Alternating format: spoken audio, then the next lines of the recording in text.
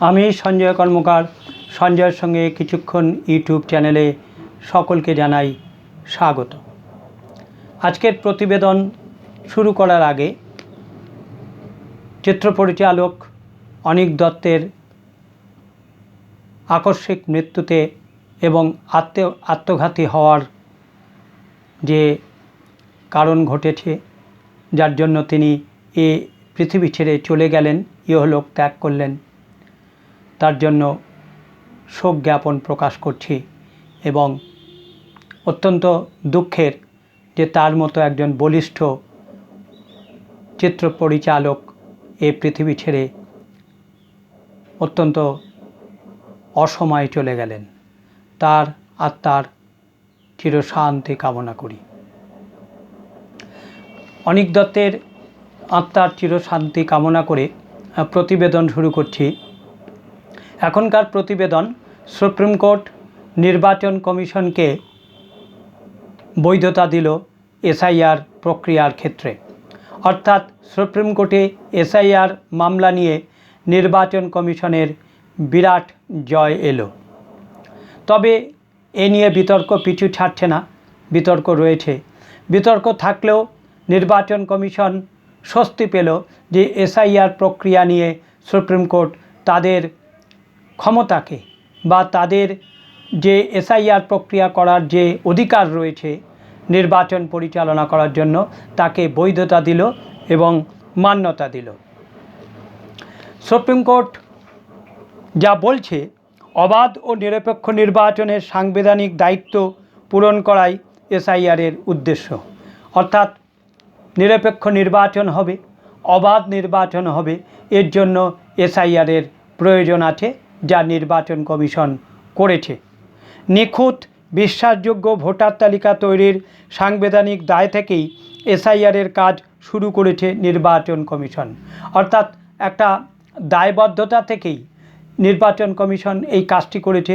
সেই দায়বদ্ধতাটা হলো নিখুঁত হতে হবে এবং বিশ্বাসযোগ্য হতে হবে নির্বাচন।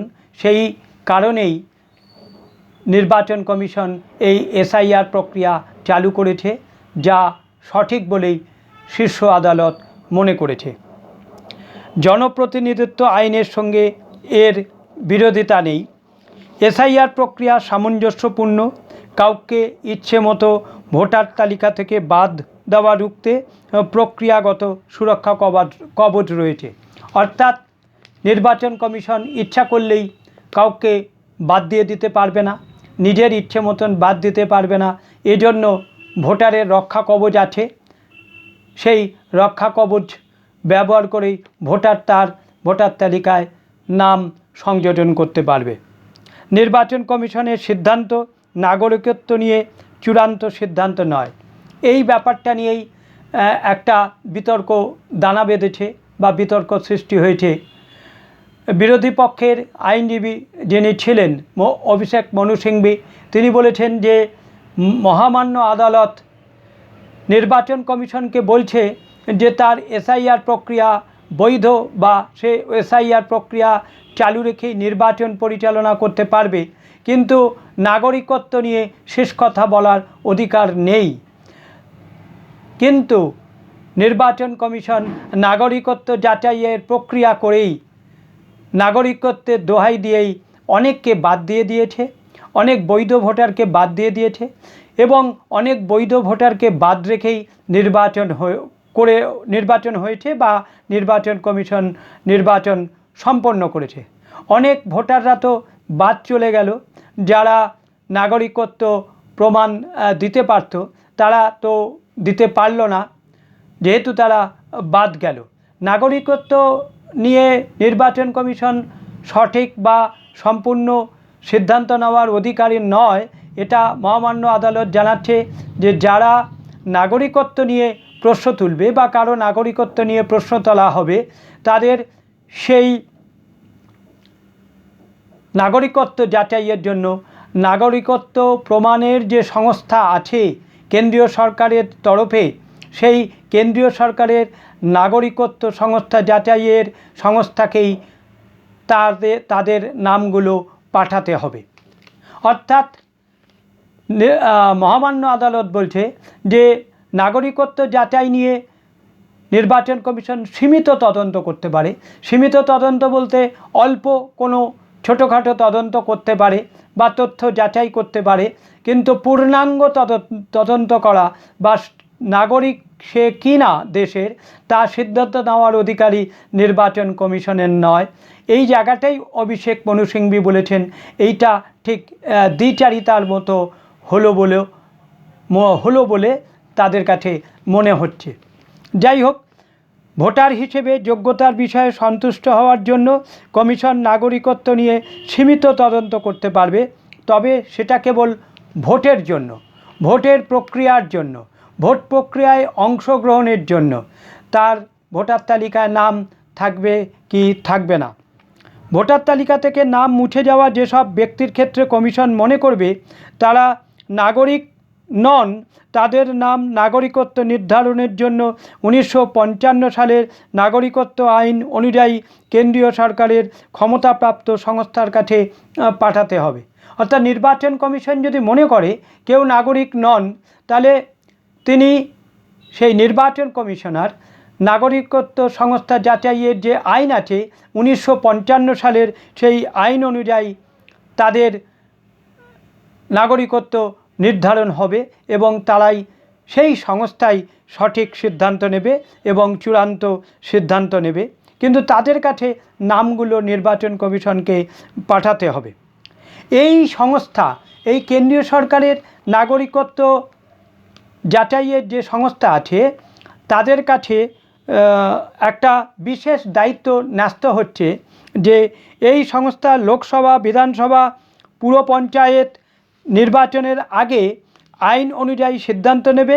তারা আগে নোটিশ পাঠাবে সেই ব্যক্তিদের নাগরিকত্ব নিয়ে যাদের প্রশ্ন উঠবে বা নির্বাচন কমিশন যাদের নাগরিকত্ব নিয়ে প্রশ্ন তুলবে তাদের কাছে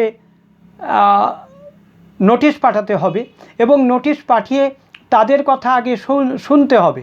অর্থাৎ সেই ব্যক্তির কথা, বক্তব্য শুনতে হবে, শুনে তারপরে সিদ্ধান্ত নিতে হবে। কিন্তু যদি এই সংস্থা সিদ্ধান্ত নেয় তারা নাগরিক, তবে অচিরেই তাদের নাম ভোটার তালিকায় সংযোজন করতে হবে, তুলতে হবে এবং নির্বাচন কমিশনকে তার যথোপযুক্ত ব্যবস্থা করতে হবে এবং দায়িত্ব নিতে হবে। কিন্তু যদি নাগরিক না হয় তাহলে এই কেন্দ্রীয় সংস্থা, নাগরিক যাচাইয়ের যে সংস্থা আছে সেই সংস্থাই সিদ্ধান্ত নেবে যে এরা নাগরিক কিনা বা নাগরিক হিসেবে তারা বিবেচনা বোধের মধ্যেই তাদেরকে নাগরিকত্ব ফিরিয়ে দেবে বা নাগরিকত্ব বাদ দেবে।